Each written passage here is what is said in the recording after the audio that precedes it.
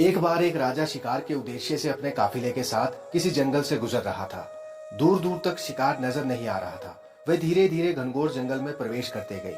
अभी कुछ ही दूर गए थे कि उन्हें कुछ डाकुओं के छिपने की जगह दिखाई दी। जैसे ही वे उसके पास पहुंचे कि पास के पेड़ पर बैठा एक तोता बोल पड़ा, पकड़ो पकड़ो, एक राजा आ रहा है। इसके पास बहुत सारा सामान है, लूटो, जल्दी आओ।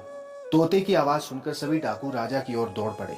डाकुओं को अपनी ओर आते देखकर राजा और उसके सैनिक दौड़कर भाग खड़े हुए। भागते भागते कोसों दूर निकल गए।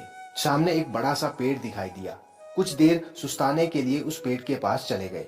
जैसे ही पेड़ के पास पहुंचे तो उस पेड़ पर बैठा हुआ तोता बोल पड़ा, आओ राजन, हमारे साधु महात्मा की कुटी में आपका स्वागत है। अंदर आइए, पानी पीजिए और विश्राम कर लीजिए। तोते की इस बात को सुनकर राजा हैरत में पड़ गया और सोचने लगा कि एक ही जाति के दो प्राणियों का व्यवहार इतना अलग अलग कैसे हो सकता है। राजा को कुछ समझ नहीं आ रहा था। वह तोते की बात मानकर अंदर साधु की कुटिया की ओर चला गया। साधु महात्मा को प्रणाम कर उनके समीप बैठ गया और अपनी सारी कहानी सुनाई और फिर धीरे से पूछा, ऋषिवर, इन दोनों तोतों के व्यवहार में आखिर इतना अंतर क्यों है?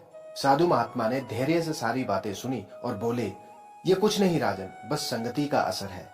डाकुओं के साथ रहकर तोता भी डाकुओं की तरह व्यवहार करने लगा है और उनकी ही भाषा बोलने लगा है। अर्थात जो जिस वातावरण में रहता है वह वैसा ही बन जाता है। कहने का तात्पर्य यही है कि मूर्ख भी विद्वानों के साथ रहकर विद्वान बन जाता है और अगर विद्वान भी मूर्खों की संगत में रहता है तो उसके अंदर भी मूर्खता आ जाती है।